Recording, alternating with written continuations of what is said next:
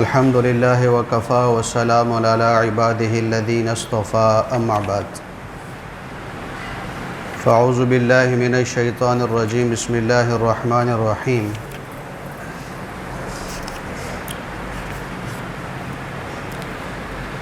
يا أيها الذين آمنوا لا تقدموا بين يدي الله ورسوله واتقوا الله إن الله سميع عليم يا أيها الذين آمنوا لا ترفعوا أصواتكم فوق صوت النبي ولا تجهروا له بالقول كجهر بعضكم لبعض أن تحبط أعمالكم وأنتم لا تشعرون إن الذين يغضون أصواتهم عند رسول الله أولئك الذين امتحن الله قلوبهم للتقوى لهم مغفرة وأجر عظيم وقال النبي صلى الله عليه وسلم أنزل الناس منازلهم صدق الله العظيم وصدق رسوله النبي الكريم ونحن على ذلك لمن الشاهدين والشاكرين والحمد لله رب العالمين.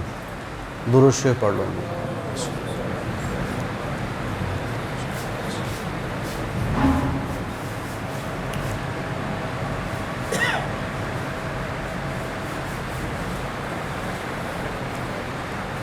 اس کائنات کا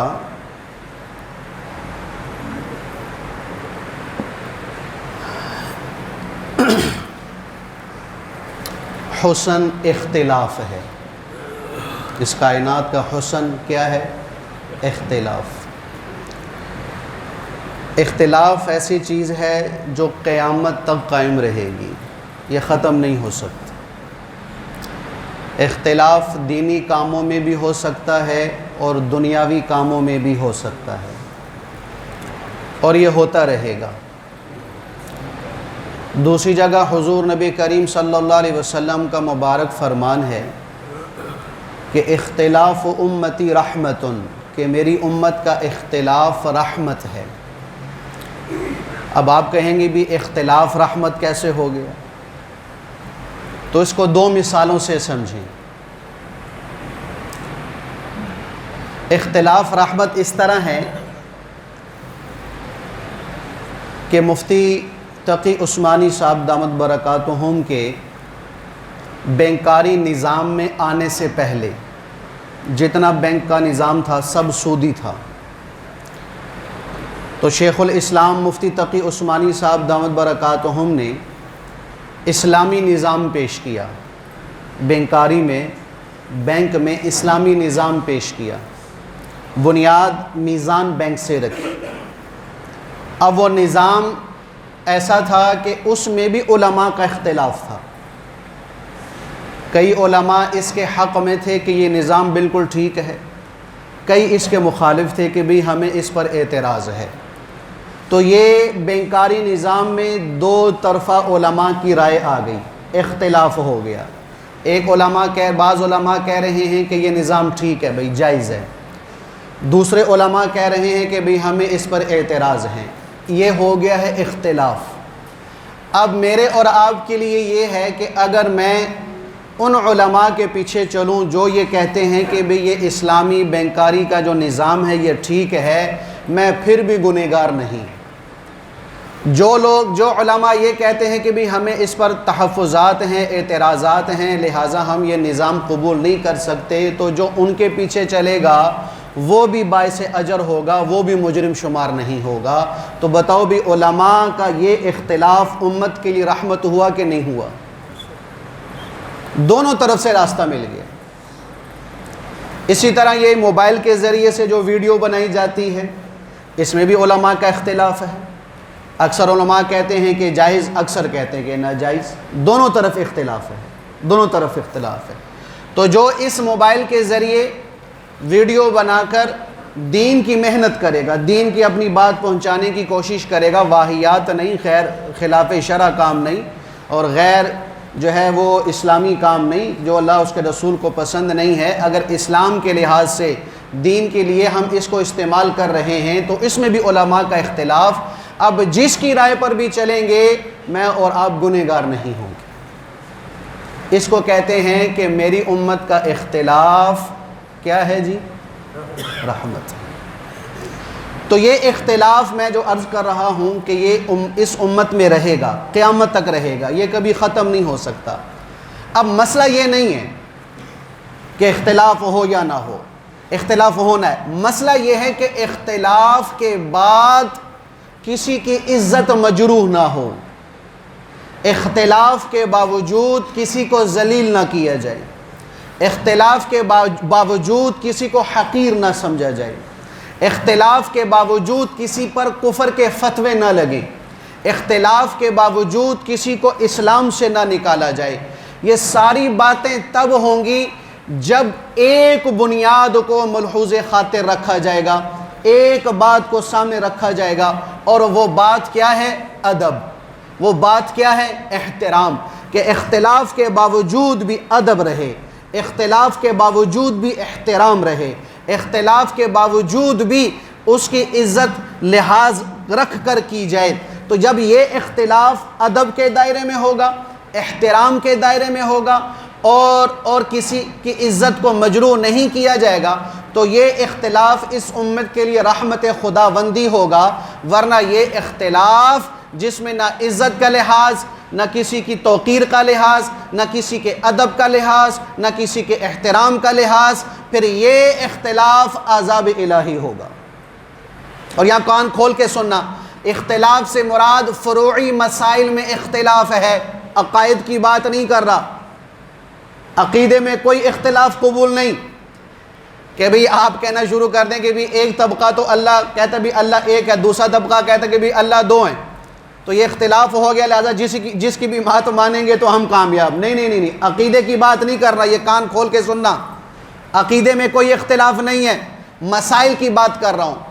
دنیاوی طور سے جو باتیں ہوتی ہیں، کاروباری ہو گئی، خاندانی ہو گئی، نکاح کی ہو گئی، طلاق کی ہو گئی، آپس میں جڑنے کی ہو گئی، ایک دوسرے کے ساتھ معاملات کرنے کی ہو گئی، اس بات کو لے رہا ہوں کہ مسائل میں اگر اختلاف ہوگا تو یہ اختلاف اس امت کے لیے رحمت ہوگی۔ لیکن رحمت کب ہوگی؟ جب کس چیز کا لحاظ رکھا جائے گا بھائی؟ ادب کا۔ ادب ہے تو یہ اختلاف رحمت، ادب نہیں تو یہ اختلاف اللہ کی طرف سے عذاب ہے۔ اب بنیاد کیا بن گئی بھئی؟ ادب بن گئی ہے، ادب۔ اب اس کائنات میں زمین آسمان کے درمیان اللہ کے بعد سب سے زیادہ ادب کے قابل، سب سے زیادہ ادب کے حقدار، سب سے زیادہ ادب کے لائق اگر کوئی ہے تو وہ صرف ایک ذات، وہ کون سی؟ وہ حبیب مصطفیٰ، حبیب خدا، شمس الضحیٰ، بدر الدجا، بلغ العلا، کشف الدجا، منبع العلماء، محور کل جہاں، اور ملجأ عاشقاں، ملجأ عاصیاں، سیدنا، شفیعنا، مولانا، آقاؤنا، اور محبوبنا اور حبیبنا، یعنی سیدنا محمد مصطفیٰ صلی اللہ علیہ وسلم کی ذات اور آپ کی بات سب سے زیادہ اس بات کی حقدار ہے کہ آپ کی ذات کا بھی ادب کیا جائے اور آپ کی بات کا بھی ادب کیا جائے۔ اور جس طرح حضور کی زندگی میں حضور کی ذات کا احترام اور ادب لازم اور فرض ہے، اسی طرح حضور کے دنیا سے جانے کے بعد بھی حضور کی ذات کا ادب اور احترام لازم اور فرض ہے۔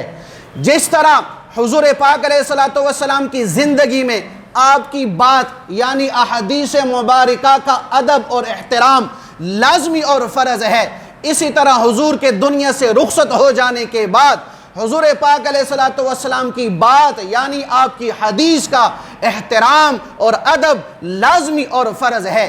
جس طرح حضور کی زندگی میں کوئی حضور کی بے ادبی کر دے، حضور کی زندگی میں کوئی حضور کی ذات اور بات کی بے ادبی کر دے، بے احترامی کر دے، گستاخی کر دے، اللہ اس کے پچھلے سارے نیک عمل برباد کر دیتا ہے، چاہے نوح علیہ السلام والی عمر والے نیک عمل ہوں، اتنی لمبی عمر اس نے پائی ہو اور ساری عمر اس نے سجدے میں گزار دی ہو، اللہ سب پہ کانٹا پھیر کے صفر کر دے گا۔ اسی طرح حضور کی وفات کے بعد بھی جو حضور کی ذات کا ادب نہ کرے گا، حضور کی بات کا ادب نہیں کرے گا، اللہ بھی اس کے سارے اعمال برباد کر دے گا۔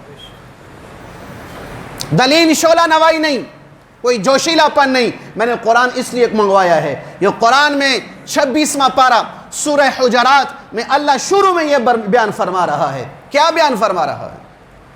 اللہ اکبر. یہ سورہ حجرات اتری کیوں ہے؟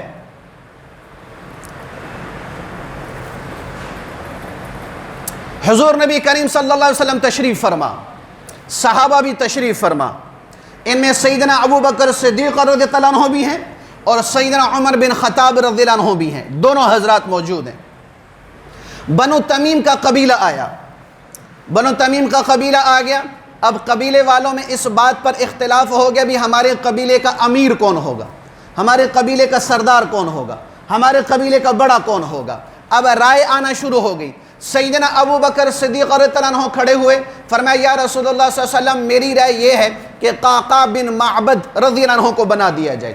از عمر بن خطاب کھڑے ہو گئے، نہیں یا رسول اللہ صلی اللہ علیہ وسلم میری رائے یہ ہے کہ اقرع بن حابس رضی اللہ عنہ کو امیر بنا دیا جائے. اب دونوں کی رائے کا اختلاف ہو گیا. حضرت ابو بکر قعقاع بن معبد کی رائے دے رہے ہیں، حضرت عمر بن خطاب اقرع بن حابس کی رائے دے رہے ہیں. آواز تھوڑی سی بلند ہو گئی. ابو بکر نے فرمایا اے عمر تو ہمیشہ میری مخالفت کرتا ہے، کبھی تو میری موافقت کر لیا کر. تو عمر نے فرمایا نہیں جی میں آپ کی کیا مخالفت کرتا ہوں، جیسے آپ نے رائے دی میں نے بھی رائے دی. تو یہ آواز تھوڑی سی بلند ہو گئی غیر اختیاری طور پر.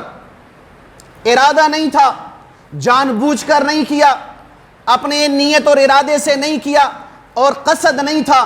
غیر اختیاری طور پر اللہ کے نبی علیہ الصلوۃ والسلام کی آواز پر ان دونوں صحابہ کی، کون دونوں صحابہ؟ ابو بکر اور عمر رضی اللہ عنہما، کہ کائنات میں نبیوں کے بعد سب سے افضل ترین انسان یہ دونوں ہیں. تو ان دونوں کی آواز تھوڑی سی اونچی ہو گئی. اللہ کو اپنے نبی کی آواز پر دوسری کی آواز کا بلند ہو جانا، میں قربان جاؤں اپنے رب کے، اپنے محبوب کے ساتھ محبت پر، کہ اللہ کو یہ بھی گوارا نہ ہوا کہ میرے محبوب کی آواز پر کسی کی آواز بلند ہو سکے، کسی کی آواز اونچی ہو سکے. اتنی بلند آواز آئے کہ میرے نبی کی آواز دب جائے، میرے نبی کی آواز لوگوں کو سمجھ نہ آئے، میرے نبی کی بات لوگوں کو سمجھ نہ آئے. اللہ کو یہ لمحہ بھی، اللہ کو یہ کیفیت بھی، اللہ کو یہ حالت بھی گوارا نہ ہوئی. اللہ نے فوراً قرآن اتار کے فرما دیا. کیا اللہ قرآن میں بیان فرما رہا ہے؟ یا ایھا الذین آمنوا، اے ایمان والو، لا تقدموا بین ید اللہ ورسولہ. دیکھو غور سے سنو، اللہ اس کے رسول سے آگے نہ بڑھنا، اللہ اس کے رسول سے پہل نہ کرنا. یعنی بھی فیصلہ ہونا تھا کہ امیر کس کو بنایا جائے، جو ہے وہ چودھری کس کو بنایا جائے، سردار کس کو بنایا جائے. میرے نبی نے ابھی بات نہیں کی، اللہ نے بھی بات نہیں کی. لہذا ایمان والو تمہارے لیے بھی حکم یہ ہے کہ تم بھی خاموشی اختیار کر لیتے، تم بھی ابھی بات نہ بولتے، تم بھی ابھی اپنی رائے نہ رکھتے، تم بھی ابھی اپنی آواز کو بلند نہ کرتے، تم بھی اپنی بات ابھی حضور کے سامنے پیش نہ کرتے. کیوں کہ اللہ نہیں بول رہا، رسول اللہ صلی اللہ علیہ وسلم خاموش ہیں. تو کیا فرمایا؟ فاتقوا اللہ، اللہ سے ڈرو. ان اللہ سمیع علیم، اللہ سن بھی رہا ہے، اللہ جانتا بھی ہے کہ تم کیا کہہ رہے ہو، تمہارے دلوں میں کیا بات ہے، اللہ سب جانتا ہے. پھر فرمایا یا ایھا الذین آمنوا لا ترفعوا اصواتکم فوق صوت النبی. اے ایمان والو اپنی آواز کو بلند نہ کرو کہ نبی سے بھی تمہاری آواز بلند ہو جائے، نبی سے بھی تمہاری آواز اونچی ہو جائے. ایسا نہ کرنا. کیوں؟ ولا تجہروا لہ بالقول کجہر بعضکم لبعض.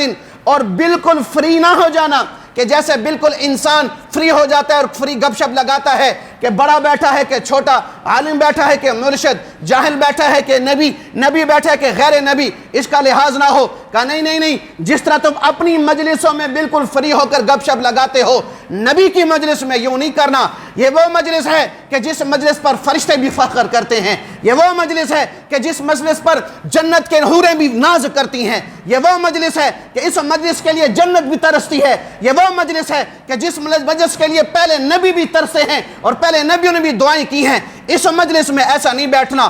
کیا ہوگا اگر آواز بلند ہو گئی اور نبی کے سامنے تم بالکل فری ہو گئے اور اپنی گپ شپ شروع کر دی؟ کیا ہوگا؟ ان تحبط اعمالکم، کہ میں تمہارے سارے عمل برباد کر دوں گا. ولکن لا تشعرون، تمہیں خبر بھی نہ ہوگی، تمہیں پتہ بھی نہ چلے گا کہ تمہارے سارے اعمال برباد ہو گئے، سارا عمل صفر ہو گیا، ساری توحید صفر ہو گئی، سارے اعمال صفر ہو گئے، سارا ایمان ختم ہو گیا، سارا اعمال ختم ہو گیا، ساری دین کی قربانیاں ختم ہو گئی، سارے مجاہدے ختم ہو گئے، ساری عبادات میں نے اڑا دی، ساری ریاضات میں نے اڑا دی، سارے مجاہدے میں نے اڑا دیے، ساری ذکر میں نے اڑا دیا، ساری تلاوت میں نے اڑا دی. تو تمہیں پتہ بھی نہ چلے گا۔ بتاؤ وہی کائنات کے دو افضل ترین انسان کون؟ ابو بکر۔ کون ابو بکر کہ جس کے بارے میں نبی نے ارشاد فرمایا تھا، اے ابو بکر میں وہ ہوں کہ آدم سے لے کر مجھ تک جتنے لوگ ایمان لائے ہیں ان سب کا اجر اللہ مجھے دے گا، اور میرے بعد قیامت تک جتنے لوگ ایمان لائیں گے ان سب کا اجر اے ابو بکر اللہ تجھے عطا فرمائے گا۔ یہ وہ شخصیت ہیں، یہ وہ شخصیت ہیں کہ ابو بکر جنت میں ہر آدمی کے لیے، ہر جنت کے لیے کہ اللہ عام دیدار کروائے گا، آؤ بھئی اللہ نے دیدار کروانا ہے سارے آگے، لیکن ابو بکر جب تیری باری آئے گی تو صرف اللہ ہوگا اور تو ہوگا، تیسرا کوئی نہیں ہوگا۔ یہ وہ ابو بکر ہے۔ اللہ اکبر۔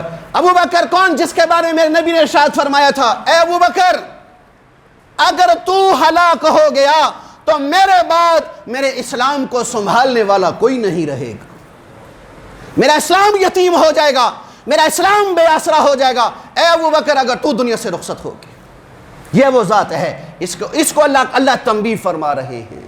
ابو بکر نہیں، شخصیت اپنی جگہ، تیرا مقام اپنا جگہ، اپنی جگہ، تیری عزت اور احترام اپنی جگہ، تیرا مرتبہ جو میری نگاہ میں وہ اپنی جگہ، لیکن میرے حبیب سے تو نہیں بڑھ سکتا، میرے رسول سے تو نہیں کوئی آگے بڑھ سکتا، میرے حبیب سے تو کوئی آگے نہیں بڑھ سکتا۔ دوسری ذات کون؟ عمر بن خطاب رضی اللہ عنہ۔ کون عمر؟ اللہ الصمد۔ فرمایا عمر جس راستے سے تو گزرتا ہے شیطان وہ راستہ چھوڑ دیتا۔ عمر اللہ نے تیری زبان پر بھی حق جاری کر دیا، تیرے دل پہ بھی حق جاری کر دیا۔ کون عمر کہ جس کے بارے میں فرمایا، اے عمر جب تو قبر میں رکھا جائے گا منکر نکیر آ کے تجھ سے سوال کریں گے من ربک، عمر بتا تیرا رب کون ہے؟ تو کہے گا میرا رب اللہ ہے، تم بتاؤ تمہارا رب کون ہے؟ عمر تجھ سے سوال ہوگا تیرا دین کیا ہے؟ تو کہے گا میرا دین اسلام ہے، تو منکر نکیر سے الٹا سوال کرے گا بتاؤ تمہارا دین کیا ہے؟ میرے بارے میں سوال ہوگا تو جواب دے گا کہ یہ میرے حبیب ہیں، میرے رسول ہیں، میرے پیغمبر ہیں، میرے آقا ہیں، میرے مولا ہیں۔ تو کہے گا کہ فرشتوں سے منکر نکیر سے تم بتاؤ تم کیا کہتے ہو اس کے بارے میں؟ فرمایا فرشتے کہیں گے سبحان اللہ، سوال کرنے آئے تھے کہ سوالوں کا جواب دینے آئے تھے۔ یہ وہ عمر ہے کہ جس عمر کے بارے میں فرمایا، اے عمر میدان محشر میں میری امت میں اللہ سب سے پہلے جس سے مصافحہ کرے گا میری امت میں وہ عمر بن خطاب ہوگا۔ یہ وہ ذات ہے جن کے بارے میں کیا کہہ رہے ہیں؟ عمر میرے حبیب سے آگے نہیں بڑھنا۔ حالانکہ میں نے جیسے عرض کر دیا کوئی ارادہ نہیں تھا حضور کی گستاخی کا، کوئی ارادتاً اپنی آواز بلند نہیں کی، کوئی نیتاً اپنی آواز بلند نہیں کی، کوئی قصداً اپنی آواز بلند نہیں کی۔ اللہ ٹوک رہا ہے، اللہ روک رہا ہے، عمل برباد ہو جائے گا۔ تو بتاؤ جو نیتاً، ارادتاً اور قصداً حضور کی ذات پر اپنی آواز بلند کرے گا، حضور کی بات پر اعتراض کرے گا، وہ برباد ہوا کہ نہ ہوا؟ سارا عمل صفر ہو جائے گا۔ اللہ فرما رہے ہیں تمہیں خبر بھی نہ ہوگی، تو بڑے بہم و گمان میں ہوگا، بڑے مان میں ہوگا، میرے پاس بڑے حج، بڑے عمرے، بڑی تلاوت، بڑا ذکر، بڑا جہاد، بڑا علم، بڑی تبلیغ، بڑی ذکر، بڑی تلاوت، بڑا تہجد، سب صفر۔ قیامت کے دن جب آئے گا یہ اعمال بالکل صاف ہوگا۔ کیوں؟ میرے نبی کی ذات کا ادب نہیں کیا، میرے نبی کی بات کا ادب نہیں کیا۔ آج بے دھڑک مسلمان نہیں کہہ دیتا مولوی صاحب یہ کہتے حدیث لکھی میں نہیں مانتا، کہاں یہ حدیث لکھی میں نہیں مانتا، مطلب کی ہوگی تو مان لوں گا، مطلب کی نہیں ہوگی فتویٰ، یہ تو موضوع ہے، من گھڑت روایت ہے، یہ تو ضعیف ہے میں مانتا ہی نہیں ہوں، کہاں لکھا ہوا ہے؟ مجھے ایک پینٹ شرٹ پہنا ہوا آدمی کہنے لگا مولوی صاحب آپ کون ہیں؟ میں کہ اہل سنت والجماعت۔ کہ یہ کہاں لکھا ہوا ہے؟ میں قرآن میں۔ کہ میں تو بڑی تفسیریں پڑھی ہیں مجھے نہیں ملا۔ میں کہ آپ نے کتنی تفسیریں پڑھ لی؟ اس نے صرف 2-4 کے نام گنوائے، فلانی فلانی فلانی۔ میں کہ آپ کے دماغ میں یہ بات ہے اس روئے زمین پر قرآن کی کتنی تفسیریں لکھی گئی ہیں؟ کہا جی نہیں مجھے تو نہیں پتا۔ میں کہ 1 لاکھ سے زائد، اور آپ 2 کتابیں پڑھ کے کہتے ہیں میں نے ساری تفسیریں پڑھ لی۔ اردو کی 2-4 حدیثوں کی کتابیں پڑھ لی، فتویٰ لگا دیا مولوی صاحب مجھے تو یہ حدیث نہیں ملی۔ کیا کہتے ہیں؟ مجھے تو یہ حدیث نہیں ملی۔ سارے امام بخاری بننے کے چکروں میں، سارے امام بخاری بننے کے چکروں میں۔ حالانکہ امام بخاری رحمۃ اللہ علیہ وہ شخصیت ہیں کہ 7 یا 10 لاکھ حدیث زبانیات تھی، اور ان کے بارے میں یہ مشہور تھا کہ جس حدیث کے بارے میں یہ کہتے تھے لا ادری میں نہیں جانتا، وہ حدیث نہیں ہوتی تھی۔ کہ ایسا ہو ہی نہیں سکتا کہ نبی کا فرمان اور مجھے پتہ نہ ہو. یہ کیسے ہو سکتا ہے؟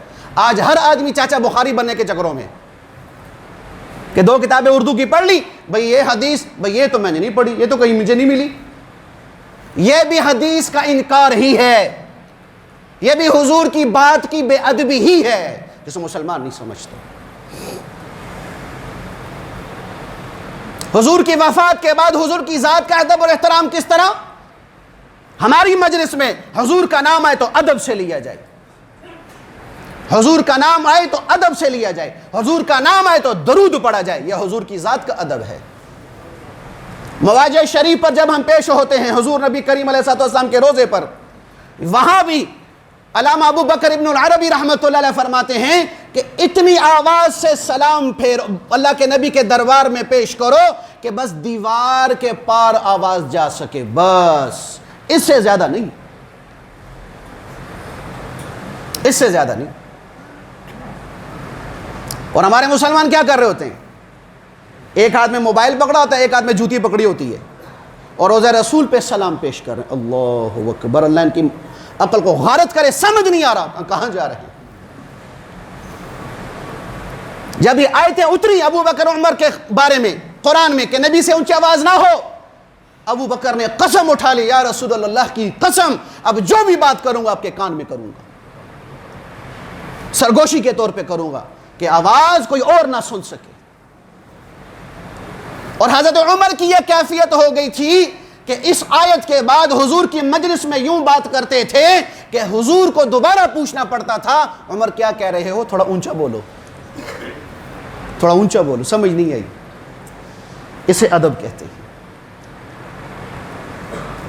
ایک اور صحابی ہیں ثابت بن قیس رضی اللہ عنہ، ان کی طبعی آواز ہی اونچی تھی، آواز ہی فطرتاً اونچی تھی، جب بات کرتے تھے تو اونچی آواز ہوتی تھی. اللہ اکبر. راستے میں جا رہے تھے، حضرت عاصم بن عدی رضی اللہ عنہ سے ملاقات ہو گئی تو دیکھا ثابت بن قیس رو رہے ہیں، گلی کے کونے پر بیٹھ کے رو رہے ہیں. عاصم نے پوچھا کیوں رو رہے ہو بھائی، کیا ہوا؟ کہ عاصم، ثابت کہہ رہے ہیں مجھے ڈر ہے کہ یہ جو قرآن میں اللہ نے فرمایا ہے کہ میرے نبی سے اونچی آواز نہ کرنا اور بالکل بے دھڑک ہو کہ میرے نبی کی مجلس میں باتیں نہ کرنا، سارا عمل برباد ہو جائے گا. میری آواز فطرتاً بلند ہے، اونچی ہے، مجھے ڈر ہے کہ یہ آیت تو میرے بارے میں اتری ہے، اللہ نے میرے سارے عمل برباد کر دیے. ثابت بن قیس کہہ رہے. عاصم نے کوئی جواب نہیں دیا، کوئی تسلی کا بول نہیں بولا. عاصم چلے گئے. جب حضرت ثابت نے دیکھا کہ مجھے کوئی تسلی کا بول نہیں ملا تو دھاڑے مار مار کے رونا شروع کر دیا، ہچکیوں سے رونا شروع کر دیا. گھر آگے اپنی بیوی جمیلہ سے کہا، جمیلہ یہ میں استنبل کے گھوڑے کے استنبل میں جا رہا ہوں، باہر سے دروازہ بند کر دینا اور کیل ٹھونک دینا کہ کوئی نہ کھول سکے نہ میں بھی کھول سکوں. میں اندر اس وقت تک رہوں گا یا تو میں مر جاؤں یا اللہ اپنے حبیب کو مجھ سے راضی کر دے. میں باہر نہیں نکلوں گا جب تک یا مجھے موت آ جائے یا اللہ اپنے حبیب کو مجھ سے راضی کر دے کہ یہ آیت میرے بارے میں نازل نہیں ہوئی، یہ آیت میرے بارے میں نازل نہیں ہوئی، میرا اللہ نے عمل برباد نہیں کیا، یہاں تک میں اندر ہی رہوں گا.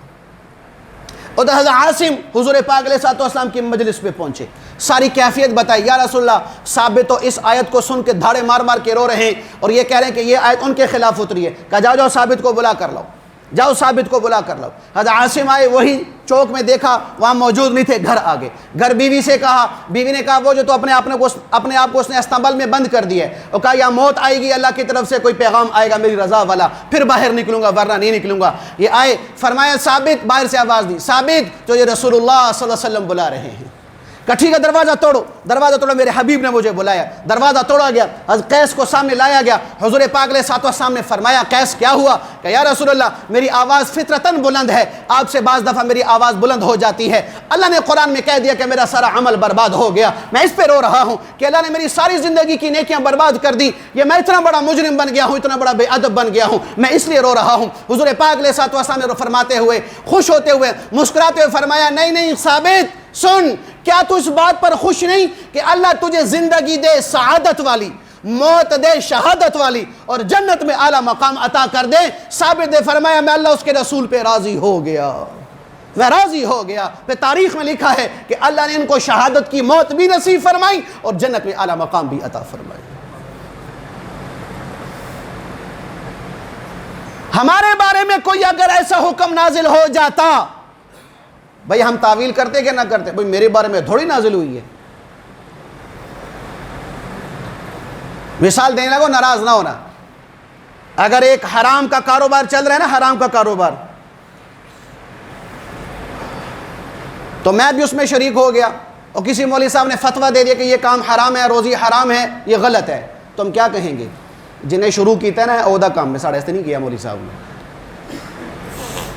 یہ جنہوں نے کام شروع کیا ہے نا، یہ اس کے بارے میں فتویٰ ہے، ہمارے بارے میں فتویٰ نہیں ہے. فوراً اپنے حق میں اپنا مفتی بن کے اپنے حق میں فتویٰ دے دیتے. تو یہ آیت ثابت بن قیس کے بارے میں تھی، بولو بھائی، ان کے بارے میں نازل نہیں، لیکن سمجھ گئے کیوں؟ ایمان تھا. اللہ اس کے رسول کا قیامت کے دن سامنا ہونا تھا، جنت اور جہنم آنکھوں کے سامنے تھی.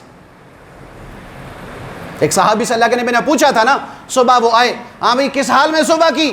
یا رسول اللہ ایمان کی حالت میں. کہا تیری کیا دلیل ہے کہ تو ایمان والا ہے؟ تیرے پاس کیا دلیل ہے؟ وہ مفہوم یہ بنتا ہے، فرمایا یا رسول اللہ صلی اللہ علیہ وسلم میں جنت کے اندر جنتیوں کی ایک دوسرے کو مبارکباد دینا، خوشیاں اور نعمتیں اور وہاں پر لذتوں والی زندگی میرے آنکھوں کے سامنے ہے، اور جہنم کے اندر جہنمیوں کی چیخ و پکار وہ بھی میرے کانوں کے سماعتوں میں ہے، میری آنکھوں کے سامنے ہے. فرمایا ذاک الایمان، تو ایمان والا ہے، اس کو سنبھال کے رکھنا. ہماری کتنی صبح کتنی شامیں جنت کی ان نعمتوں کو سامنے رکھ کے گزر رہی ہیں، یا جہنم کے عذابات کو سامنے رکھ کے گزر رہی ہیں؟ کوئی ہے بھائی کبھی ہوش آیا؟ کسی مجلس میں جہنم کا ذکر ہو جائے تو ہم اٹھ جاتے ہیں، او مولوی صاحب کچھ چنگیاں گلا کرو. تھوڑی سی موت کی بات ہو جائے پر برداشت نہیں ہوتا کہ مرنے مرانے والی بات نہ کریں، مولوی صاحب کوئی اور چنگیاں گلا کرو، تھوڑا کو تو ہی گلا نکل دیا. کیوں؟ آگے کچھ بھیجا نہیں، جہاں کچھ بھیجا نہ ہو، ویرانی ہو، وہاں جانے کو دل نہیں کرتا. یا رسول اللہ صلی اللہ علیہ وسلم صحابی ہے، میرا مرنے کو دل نہیں کرتا. کہا مال ہے؟ کہاں جی؟ کہ اللہ کے راستے میں دو. جہاں مال جاتا ہے وہاں دل جاتا ہے. آگے بھیجو گے، آخرت کے لیے بھیجو گے، وہاں مال ہوگا، وہاں جانے کا دل بھی کرے گا، مرنے کو دل بھی کرے گا. تو یہ صحابہ کا ادب بتا رہا ہوں، صحابہ کا ادب بتا رہا ہوں. اللہ کے نبی کے وفات کے بعد صحابہ کا ادب، سبحان اللہ. حضرت عمر بن خطاب رضی اللہ عنہ مسجد نبوی میں تھے. حضرت صائب بن یزید رضی اللہ عنہ فرماتے کہ مجھے کسی نے کنکر مارا. جب کنکر مجھے لگا تو میں مڑ کے دیکھا تو حضرت عمر بن خطاب تھے. مجھے اشارہ کیا، مسجد نبوی کی بات کر رہا ہوں، اللہ کے نبی کی وفات کے بعد. اشارے سے بولا ان دو شخصوں کو بلاؤ. دو شخص وہاں پر کھڑے تھے جو اونچی اونچی آواز سے باتیں کر رہے تھے. حضرت عمر نے کنکر مار کر صائب کو کہا ان کو بلا کے لاؤ. حضرت عمر نے ان دونوں کو آواز نہیں ماری، ادھر آؤ بھائی، نو نو نو، صاحب کو بلایا. صاحب گئے، ان دونوں کو لے کے آئے. کہا بھی آپ دونوں کہاں سے ہو؟ کہا جی طائف سے آئے ہیں. کہا اگر تم مدینے کے ہوتے نا تو کوڑے مار مار کے تمہارا جسم لہو لہان کر دیتا. کیوں؟ کہ تمہیں ادب نہیں، حضور کی مسجد میں ہو کر حضور کے روزے کے سامنے اتنا شور کر رہے ہو، حضور کو تکلیف پہنچا رہے ہو. وفات کے بعد بھی لحاظ رکھا ہے. اما عائشہ صدیقہ رضی اللہ عنہا، مدینہ تو چھوٹا سا تو تھا، اب مدینہ بڑا ہوا ہے نا بھائی، چھوٹا سا تو مدینہ تھا. مدینے میں کہیں بھی کیل ٹھونکنے کی آواز آتی، اما فوراً خادم بھیج دیتے کہ جاؤ اس کو کہو آہستہ ٹھوکے کہ ٹھوکنے کی آواز میرے نبی کو تکلیف نہ پہنچائے. یہ ادب ہے. سیدنا علی مرتضیٰ نے اپنے دروازے کا کیواڑ بنوانا تھا، تو ظاہر بات ہے کیواڑ بنوانا، ٹھوکر ٹھکائی تو ہوگی، آواز تو آئے گی. تو مستری سے کہا بھائی جنت البقیع چلے جاؤ، بقیع قبرستان چلے جاؤ، وہاں اس کو سیٹ کر کے پھر لے کر آؤ کہ ان آوازوں سے میرے حبیب کو تکلیف نہ پہنچے. یہ ادب کہلاتا ہے.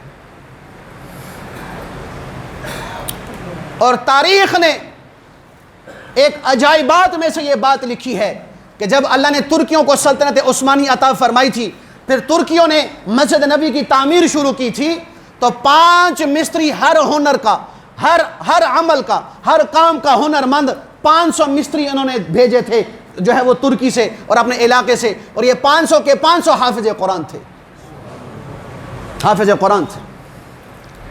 اگر کہیں پتھر ٹھوکنے کی باری آتی تھی تو کیا کرتے تھے کہ پتھر کے اوپر بھی کپڑا اور ہتھوڑے پہ بھی کپڑا لپیٹتے تھے کہ اس کے ٹھوکنے کی آواز مسجد نبی میں اور حضور کے روزے تک نہ پہنچنے پائے، کہ ایسا نہ ہو کہ ہماری اس عمل سے حضور کو تکلیف پہنچے. یہ ادب کہلاتا ہے۔ اللہ الصمد۔ امام اعظم ابو حنیفہ رحمۃ اللہ علیہ، میں قربان اس شخصیت پر، مدینہ منورہ میں رہے، مدینہ منورہ میں ایک ہفتے کے بعد مدینہ سے واپس آنے لگے، کہا حضرت بس ایک ہفتہ، حضور کے شہر میں صرف ایک ہفتہ۔ اب یہ بات سمجھ میں نہیں آئے گی نہ مجھے نہ آپ کو، اور بعض جو عقل کے گھوڑے دوڑاتے ہیں ان کو تو بالکل سمجھ نہیں آئے گی، لیکن عشق کی بات ہے اور کرامت کی بات۔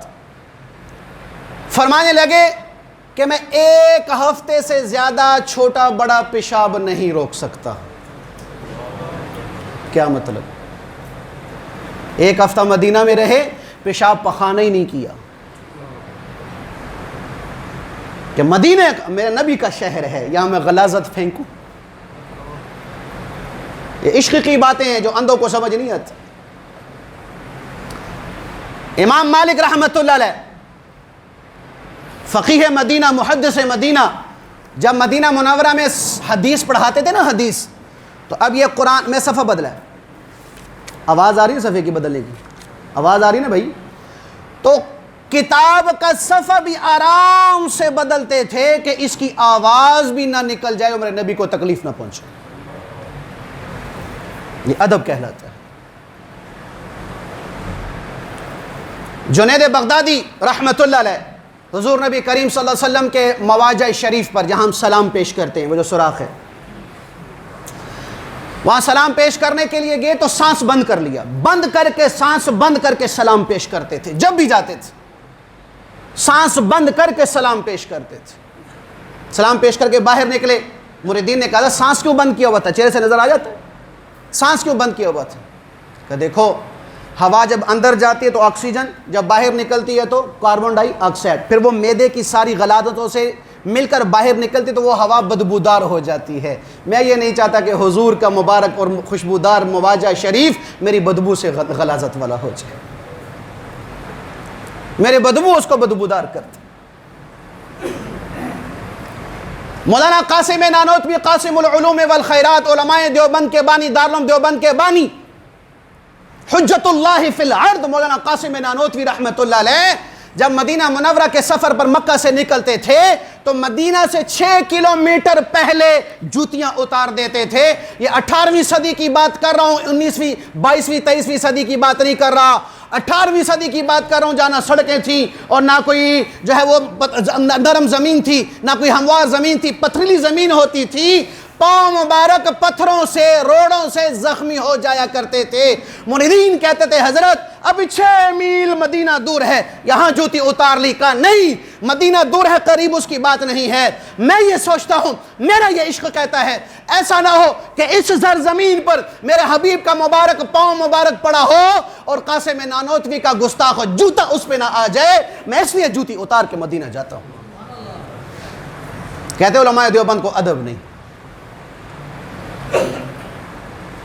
مولانا قاسم نانوتوی رحمت، رشید احمد گنگوہی رحمت اللہ علیہ، علماء دیوبند کے بڑے سرخیل، اپنے وقت کے امام ابو حنیفہ رحمت اللہ علیہ، قطب الاقطاب، اپنے زمانے کے قطب غوث ابدال، ان کے پاس مدینے کی کھجوریں آئیں، سب کو تقسیم کر کے کہا گٹھلیاں واپس کرنا، بھی پھینکنا نہیں اس کو، گٹھلیاں واپس لی، اس کو پیس کے صفوف بنا لیا۔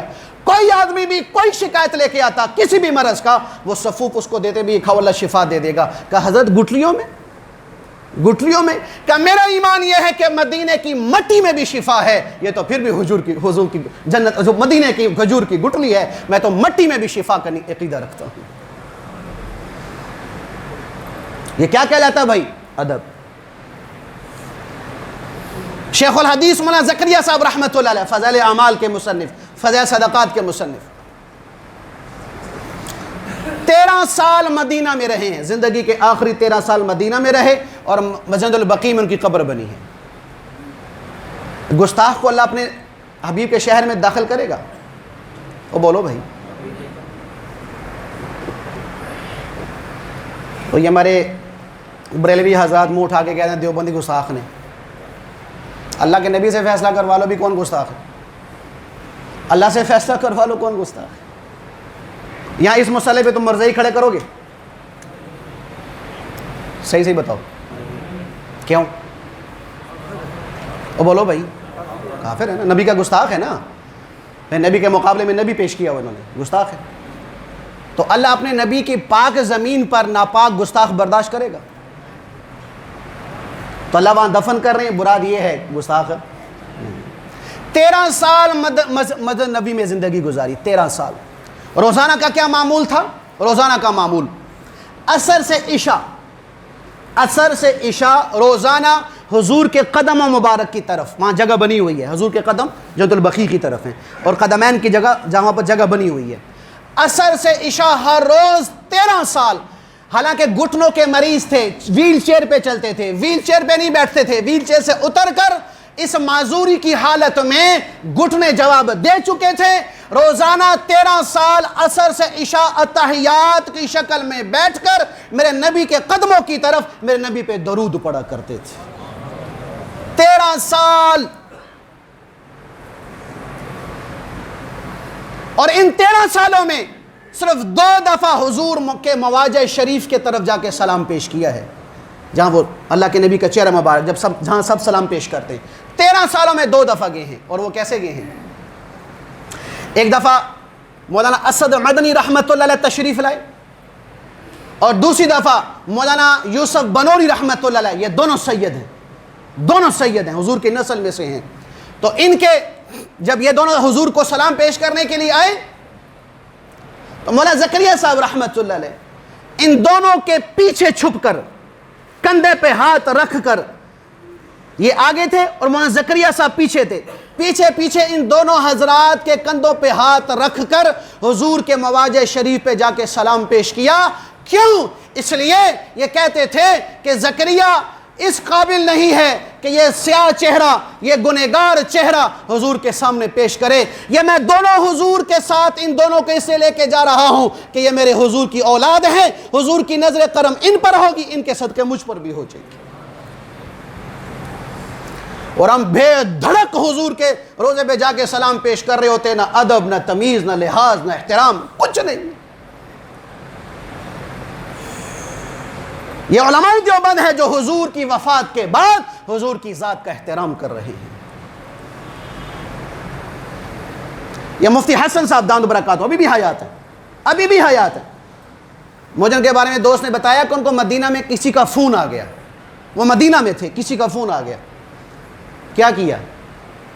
وہ وضو خانے نا ادھر ہے، تہ خانوں میں، وضو خانے تہ خانوں میں ہیں، تہ خانے میں چلے گئے اور فون لیا اور یوں ہاتھ رکھا، کہنے لگے آہستہ آواز سے، میں مدینہ منورہ میں ہوں، اونچی آواز سے بات نہیں کر سکتا، کہیں اللہ کے نبی کی توہین نہ ہو جائے. نیچے باتھ روم میں، تہ خانوں میں، وضو خانے میں جا کے مفتی حسن صاحب دیوبند کے بہت بڑے سرتاج ہیں، ہمارے ماتھے کا جومر ہیں، ہمارے عزت اور احترام، ہماری دستار اور پگڑی ہیں. یہ کیا کہہ رہے ہیں؟ نیچے جا کے، بالکل نیچے جا کے آہستہ آواز، اونچی آواز، مدینے میں ہوں، اونچی آواز سے بات نہیں کر سکتے. اسے ادب نہیں کہتے. وہ بولو بھائی، یہ ادب نہیں ہے، یہ بے ادبی ہے، یہ گستاخی ہے. ادب سیکھنا ہے علماء دیوبند سے سیکھو. میں قربان جاؤں ان علماء. اللہ اکبر. تو لہٰذا بھی جس طرح حضور کی ذات کا حضور کی زندگی میں ادب ہے، وفات کے بعد بھی اللہ توفیق دے تو ڈرتے ڈرتے جاؤ. حضور کے روزے پہ ڈرتے ڈرتے جانا بھائی. اور جب زبان کھولو تو الفاظ کو تول کر پھر باہر نکالو. مشہور قصہ نہیں ہے کہ ایک آدمی نے مدینہ منورہ میں دہی کھائی تو کیا کہتا ہے؟ دہی کھٹی ہے. مدینہ منورہ کی دہی کہتا ہے کھٹی ہے. رات کو حضور خواب میں آئے تو میرے شہر کی دہی کو کھٹا کہتا ہے، نکل میرے شہر سے، نکل جا میرے شہر سے. صبح اٹھا دھاڑے مار مار کر پریشان، علماء کے پاس گیا. علماء نے کہا بھی بدبختی تو بڑی کر بیٹھا ہے، جاؤ حضرت حمزہ رضی اللہ عنہ کے قبر پر، ان سے کہو کہ اللہ کے نبی کو سفارش کرے. وہ اللہ کے نبی کے بڑے محبوب ہیں، شاید اللہ کے نبی ان کی سفارش مان کر تجھے معاف کر دے. یہ گئے میدان احد، گئے حضرت حمزہ کی قبر پر، درخواست پیش کی کہ اللہ کے نبی سے درخواست کرے میں گناہ معاف کر دے، غلطی ہوگی، بے ادبی ہوگی. رات کو پھر حضرت حمزہ خواب میں آ گئے، اللہ کے نبی نہیں مان رہے، نکل جا، تیری خیر اسی میں ہی ہے، تیری خیر اسی میں ہی. اس لیے ادب کا گھر ہے. بہت اونچا مقام ہے. تو لہٰذا ادب سے جانا بھائی. اللہ سب کو لے کر جائے, بار بار لے کے جائے. آپ کی برکت سے اللہ مجھے بھی لے کر جائے. ادب کا لحاظ ہو, علماء سے پوچھ کر جانا. حضرت مکہ جانا ہے, بیت اللہ جانا ہے, کیا کروں؟ مدینہ منورہ. مولانا زکریا صاحب رحمۃ اللہ علیہ فضائل حج اٹھاؤ, 62 آداب لکھے ہیں مدینہ منورہ کے. 62 آداب لکھے ہیں کہ کس ادب سے مدینہ منورہ جانا ہے. مدینہ منورہ جا رہے ہو, شدرے نہیں جا رہے. مدینہ منورہ جا رہے ہو, اسمبلی ہال نہیں جا رہے.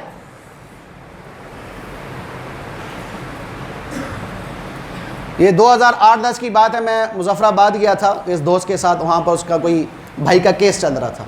عدالت کے اندر گیا تو میرے جیب میں موبائل تھا, موبائل بج گیا, موبائل بول پڑا. فوراً میرے پاس وکیل آیا, بے ادبی کر رہے ہو, عدالت کی گستاخی کر رہے ہو, باہر نکل جاؤ. میں کہا عدالت ہے کہ مانگا بیت اللہ میں. ان چیزوں کا ہمیں لحاظ ہے, حضور کے در کا کوئی لحاظ نہیں.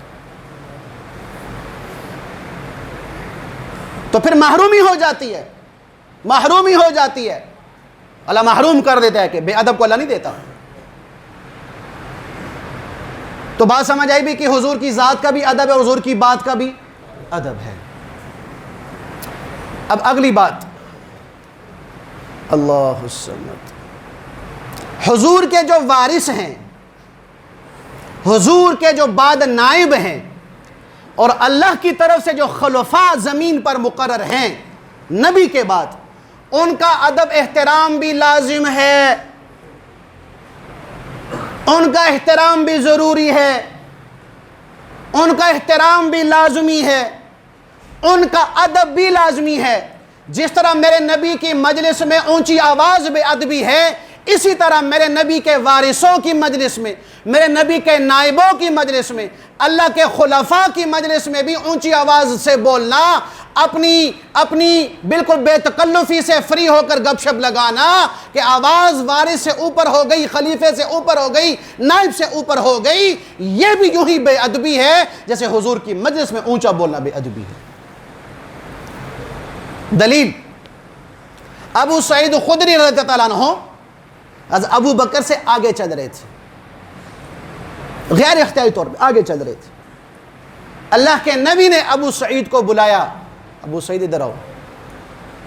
جی یا رسول اللہ, تمہیں پتہ بھی ہے تو کس کے آگے چل رہا ہے؟ تمہیں پتہ بھی ہے کہ یہ وہ شخص ہے کہ زمین آسمان نے نبیوں کے بعد اس سے افضل شخص نہیں دیکھا, تو اس کے آگے چل رہا ہے. ابو بکر عالم ہے, نبی ہیں, رسول ہیں. کون ہے؟ میرے نبی کے وارث, میرے نبی کے نائب, میرے نبی کے خلیفہ. تو یہی حکم دنیا کے تمام علماء کے لیے ہے. کیوں؟ کہ سارے علماء حقہ میرے نبی کے وارث, سارے علماء حقہ میرے نبی کے نائب ہیں. سارے علماء کون ہیں؟ اللہ جل شانہ فرماتے ہیں کہ زمین پر جو میرے خلفاء ہیں ان کی عزت کرو. یا اللہ آپ کے زمین پر خلفاء کون ہیں؟ فرمائے علماء, علماء میرے خلفاء ہیں. تو جس طرح میرے نبی کا ادب ضروری, خلفاء کا ادب ضروری, خلفاء کا بھی احترام ضروری, نائب کا بھی احترام ضروری, وارث کا احترام بھی ضروری. اللہ کے نبی صلی اللہ علیہ وسلم مسجد نبی میں تشریف لائے. کیا بتانا چاہتا ہوں دلیل کے طور پر کہ ایک آدمی اللہ اللہ کر رہا ہے, مراقبے میں لگا ہوا ہے, نفلوں میں لگا ہوا ہے, تلاوت میں لگا ہوا ہے, ذکر میں لگا ہوا ہے, نفلوں میں تہجد میں لگا ہوا ہے, اور ایک طرف ایک عالم بیٹھ کے ایک مسئلہ سمجھا رہا ہے. میرے نبی کا یہ عملاً یہ عمل ہے کہ بھی اس ذاکر کی مجلس چھوڑ دو, اس سے کروڑوں گنا افضل یہ عالم کی مجلس ہے. دلیل, حضور مسجد نبی میں تشریف لائے. اللہ کے نبی 2 حلقے دیکھے, ایک حلقے میں ذکر ہو رہا تھا, ایک حلقے میں علماء بیٹھ کے دین کے مسائل سمجھا رہے تھے. میرے نبی نے فرمایا دونوں خیر پر ہیں, دونوں خیر پر ہیں, نفی نہیں کسی کی, دونوں خیر پر ہیں. لیکن حضور پاک علیہ الصلوۃ والسلام کس مجلس میں بیٹھے؟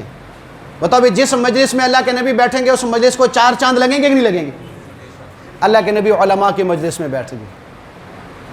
پھر فرمایا کہ اللہ نے مجھے بھی معلم بنا کر بھیجا ہے، یعنی سکھانے والا، دین کی باتیں بتانے والا، اللہ نے یہ مجھے بنا کر بھیجا۔ تو اس لیے بھائیو آپ سے میری درد مندانہ اپیل ہے، درد مندانہ اپیل ہے۔ میں جیسے بنیاد رکھی، اختلاف ہوگا، آپ کئی مجھے باتیں پتہ چلتی رہتی ہیں، اگرچہ آپ میرے سامنے نہیں کہتے، چلو یہ آپ کی محبت ہے، آپ عزت کرتے ہیں، مجھے کئی باتیں پتہ چلتی ہیں کہ بھی میری کئی باتوں سے آپ اختلاف کرتے ہیں، کرو بھائی۔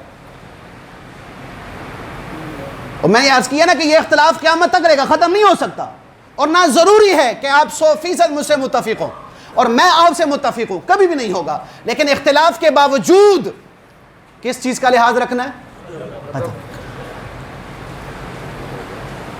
ٹھیک ہے، علماء سے اختلاف رکھو، آپ کا اختلاف جائز ہے، آپ کو اللہ نے شریعت نے حق دیا ہوا ہے، لیکن اختلاف کے باوجود عزت نفس مجروح نہ ہو، اختلاف کے باوجود ادب کا لحاظ ہو، اختلاف کے باوجود احترام کا لحاظ ہو، ورنہ کیا ہوگا؟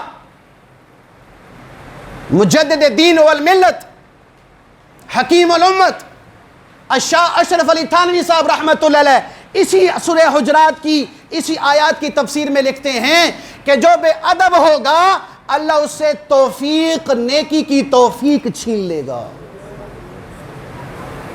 اللہ اسے نیکی کی توفیق چھین لے گا کہ کبھی نیکی نہ کر سکے گا، گناہ ہو گئے اللہ توبہ کی توفیق چھین لے گا، کبھی توبہ نہ کر سکے گا۔ اور تاریخ کا تجربہ ہے، ہمارے بڑوں کا تجربہ ہے کہ جس نے بھی کسی عالم کی توہین کی ہے اللہ نے اس کی نسل سے کبھی عالم پیدا نہیں کیا، ذہن میں رکھنا۔ کسی حافظ کی توہین کی ہے اللہ نے کسی کو اس گستاخی کرنے والے کو اس کی نسل میں کوئی حافظ پیدا نہیں ہونے دیا، یہ بات ذہن میں رکھنا۔ اور ہمارا معاشرہ ایسا ہے، اللہ معاف کرے، ایک جاہل چوڑا کہہ رہا ہوتا ہے، کوئی مفتی کا مسئلہ سمجھ نہیں آیا یا وہ مفتی کا مسئلہ اس کے حق میں نہیں تھا، وہ فتویٰ میں اس کو مفتی نہیں مانتا۔ تیری کیا اوقات ہے بھائی؟ میں اس کو عالم نہیں مانتا، یہ سیاسی مولوی ہے، یہ غیر سیاسی مولوی ہے، میں اس کو نہیں مانتا۔ بھائی تیری اوقات کیا ہے بھائی؟ ابھی تم سے کہوں کہ بھی استنجے کے سنتیں بتاؤ تو میں استنجا سنت کے مطابق کرنا نہیں آتا، اور فتویٰ کیا لگ رہا ہے؟ میں اس کو مفتی ماننے کو تیار نہیں اور میں اس کو عالم ماننے کو تیار نہیں۔ کیوں کہ میرے حق میں اس نے فیصلہ کیوں نہیں کیا؟ اور آپ سے بھی درخواست کر رہا ہوں بھائی، دیکھو برداشت کرنا سیکھو، برداشت کرنا سیکھو۔ ہمارے ہاں مصیبت یہ ہے کہ کوئی عالم یا مفتی صاحب یا شیخ الحدیث صاحب 30 سال وہ بات کہتے رہے جو آپ کے مزاج کے مطابق ہو، آپ اس کو اپنے سر کا تاج سمجھتے ہیں۔ ایک دفعہ اگر وہ بات کر دی جو آپ کے مزاج کے خلاف ہے، ہم 30 سال کی محنت پہ پانی پھیر دیتے ہیں۔ یہ ہوتا ہے بھائی، تو مانو یا نہ مانو، یہ ہمارا مزاج بن چکا ہے۔ تو پھر دوسری طرف ہم ایک طرف کہتے ہیں علماء حق بیان نہیں کرتے، جب حق بیان کرتے برداشت کیوں نہیں کرتے؟ میں کل بات کر رہا تھا ان سے کہ ہم ساری حق باتیں یہاں برداشت بیان نہیں کر سکتے، ورنہ تم یہاں پر ایک نمازی نہیں ہوگا، ایک نمازیہ نہیں ہوگا اگر ہم سارے حق بیان کرنا شروع کر دیں۔ تو تم نے مسجد میں آنا چھوڑ دینا ہے۔ اگر حق بات ہے، معقول بات ہے، اس کو لو بھائی، اس کو لو بھائی۔ غالباً حضرت انس تھے، اس کو کسی نے گالی دی، حضرت انس نے کیا فرمایا کہ دیکھو بھائی میرے اور جنت کے درمیان پل صراط ہے، اگر وہ میں پار کر گیا نا تو مجھے تیری گالی کی کوئی پرواہ نہیں، جنت میں چلا۔ اور اگر خدا نہ خواستہ میں پار نہ کر سکا تو جتنا تو نے مجھے برا کہا ہے میں اس سے زیادہ کا حقدار ہوں، میں زیادہ کا حقدار ہوں۔ لہذا اعتدال پسند بنو، اعتدال پسند بنو، اختلاف رکھو لیکن ادب کا بھی لحاظ رکھو، ورنہ اللہ توفیق، نیکی کی توفیق چھین لے گا۔ آخری بات کر کے بات ختم کرتا ہوں۔ میں یہ بات کر رہا تھا کہ ہمارا معاشرہ یہ ہو گیا کہ سنت رسول کا مذاق اڑاتا ہے، سوشل میڈیا پر بھرا پڑا ہوا ہے۔ یہ داڑھی والا چہرہ کبھی بندر پہ لگ رہا ہے، کبھی ریچھ پہ لگ رہا ہے، کبھی کتے پہ لگ رہا ہے، لگ رہا ہے کہ نہیں لگ رہا؟ حضور کا جو جھنڈا ہے پرچم نبوی، یہ سفید اور کالا دھاریوں والا، یہ حضور کا جھنڈا ہے، یہ میں خود اپنی آنکھوں سے دیکھا ہے، بندر پہ لگایا ہوا ہے، سائیکل پہ لگایا ہوا ہے، اور سائیکل وہ بندر چلا رہا ہے۔ جھنڈا کون سا؟ نبوی، حضور کے جو استعمال کرتے تھے وہ والا جھنڈا۔ علامہ ابن کثیر رحمۃ اللہ ایک واقعہ لکھا ہے کہ ایک شخص تھا بڑا بدبخت، بد نصیب، بے ادب، اس کے سامنے مسواک کے فضائل بیان ہو رہے تھے کہ مسواک سنت ہے، یہ فضیلت، یہ فضیلت، یہ فضیلت۔ وہ کہہ رہے اس لکڑی کی کیا فضیلت ہے؟ اس بدبخت نے مسواک لی، اپنی دوبر میں پھیری، اپنے پخانے کے سوراخ میں پھیری کہ یہ لو تمہاری مسواک، یہ لو تمہاری سنت۔ علامہ ابن کثیر نے لکھا کہ 9 مہینے کے بعد اس کے پیٹ سے ایک جانور نکلا، پخانے کے راستے سے کیڑا نکلا، چھپکلی سے 10 گنا بڑا۔ وہ نکلا، عجیب سی آواز نکالی، گھر والوں نے مار دیا۔ 3 دن کے اندر یہ آدمی مر گیا۔ مرنے سے پہلے کہہ رہا تھا کہ یہ جو کیڑا میرے پیٹ سے نکلا ہے، اس نے اندر کے سارے میری آنتڑوں کو کاٹ کے رکھ دیا ہے۔ وجہ سنت کی بے ادبی۔ میں حضور کی داڑھی کی بے ادبی کروں، سنت کی پگڑی کی بے ادبی کروں، لباس کی بے ادبی کروں، اور حضور کے جھنڈے کی بے ادبی کروں، اور میں یہ کہوں کہ حضور مجھے قیامت کے دن شفاعت نصیب فرمائے، بھول ہے، بھول ہے۔ یہ نکال دو اپنے دماغوں سے یہ بات۔ میں بار بار پھر عرض کر رہا ہوں کہ بھی اختلاف رکھو، ہوگا، ادب بھی کرو، ادب بھی رکھو، ادب سے باہر نہ نکلو۔ اللہ کی بارگاہ میں دعا ہے اللہ ہمیں صحیح معنوں میں عمل کی توفیق نصیب فرمائے۔